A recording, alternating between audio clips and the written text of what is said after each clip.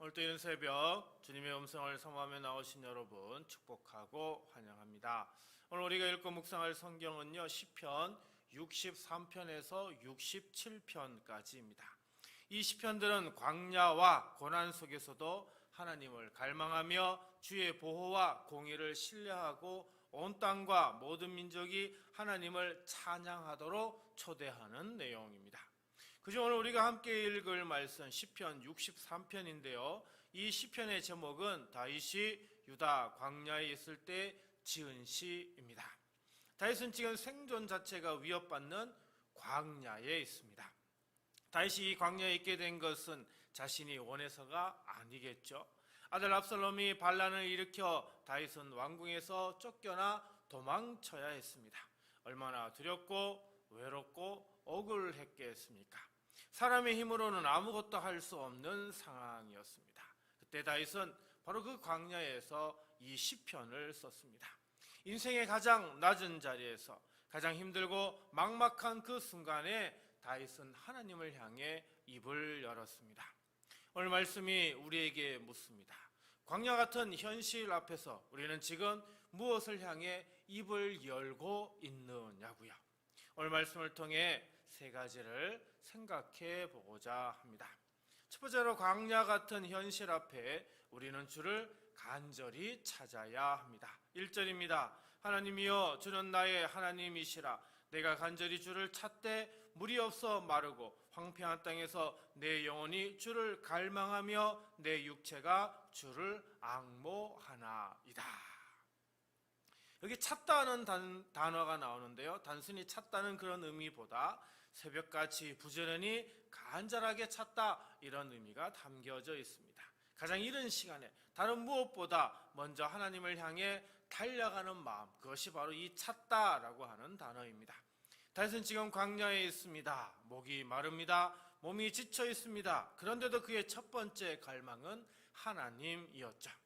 1절 끝에 보니까 내 영혼이 주를 갈망하며 내 육체가 주를 앙모하나이다 라고 이야기하고 있습니다. 영혼만 하나님을 갈망하는 게 아니라 육체까지도 하나님을 원하고 있는 거죠. 사랑하는 성도 여러분, 우리는 매일 아침 많은 것을 생각하며 하루를 시작합니다. 오늘 해야 할 일, 걱정되는 문제, 해결되지 않은 어려움들, 그것들이 우리 마음을 먼저 채울 때가 많습니다. 그런데 다윗은 광야에서 우리에게 가르쳐 줍니다. 하나님을 먼저 찾으라고요. 2절입니다. 내가 주의 권능과 영광을 보기 위하여 이와 같이 성소에서 주를 바라보았나이다. 문제보다 하나님을 먼저 찾으라고, 필요한 것을 구하기 전에 하나님 앞에 먼저 마음을 세우라고 다윗은 이야기하고 있습니다. 사랑하는 성도 여러분, 새벽기도 시간은 무언가를 얻으러만 오는 게 아닙니다. 먼저 하나님 자신을 만나러 오는 겁니다. 이것이 주를 간절히 찾는 신앙이죠.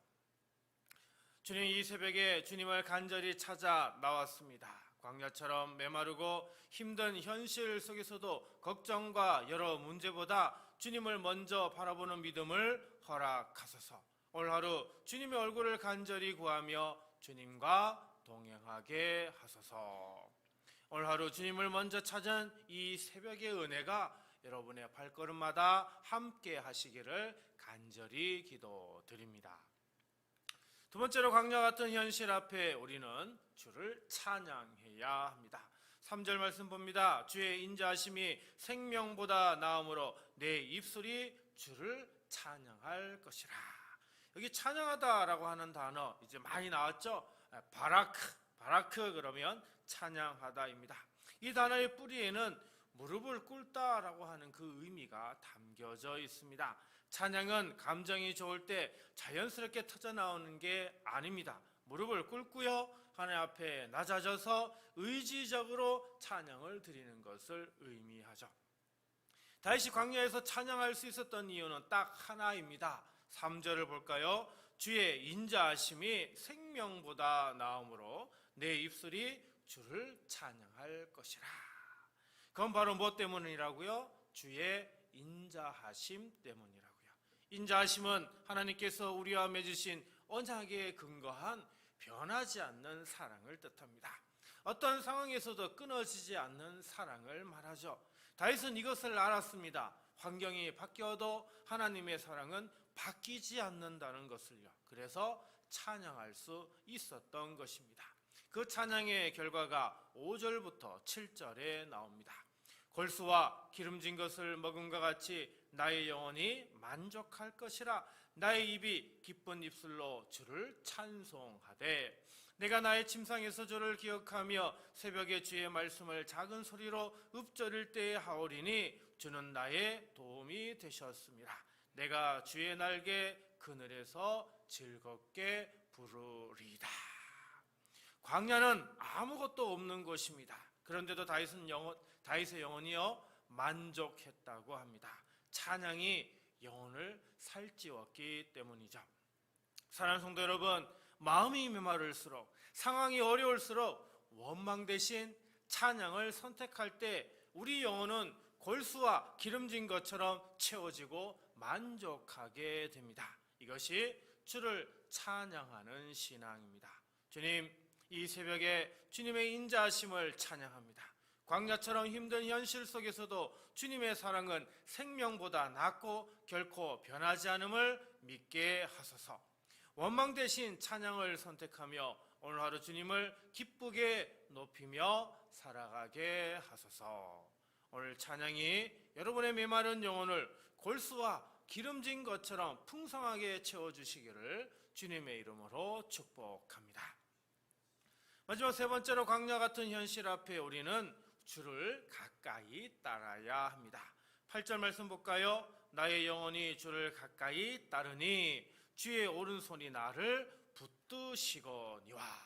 여기 따르다라고 하는 단어는 붙다, 달라붙다, 가까이 밀착하다 이런 의미가 담겨져 있습니다.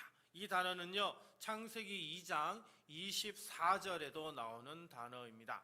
남자가 부모를 떠나 그와 그의 아내와 합하여인데요. 여기 합하다라고 하는 단어가 다바크, 즉 따르다라고 하는 그런 의미입니다. 부부가 서로 떨어질 수 없이 하나가 되는 것, 그 친밀한 연합을 표현하는 단어가 바로 이 다바크입니다. 다윗은 바로 그 마음으로 하나님께 붙어 있었습니다. 광야에서 쫓기면서도 밤새 두렵고 힘들었을 때도 그의 영혼은 하나님 곁을 떠나지 않았습니다.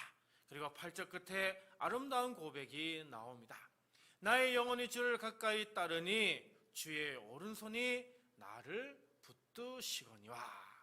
자, 주의 오른손이 나를 붙드신다 이렇게 말씀하고 있습니다.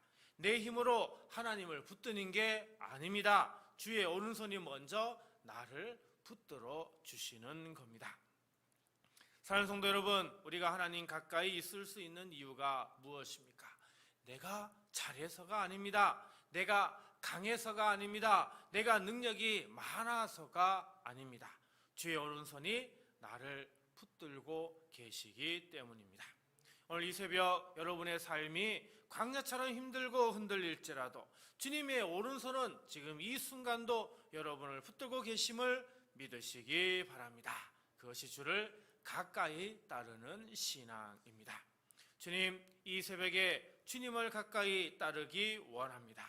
광야의 밤 같은 어둠과 두려움 속에서도 주님께 달라붙어 떠나지 않게 하소서. 주의 오른손이 오늘도 먼저 저를 붙드심을 믿으며 주의 날개 아래 기쁘게 살아가게 하소서.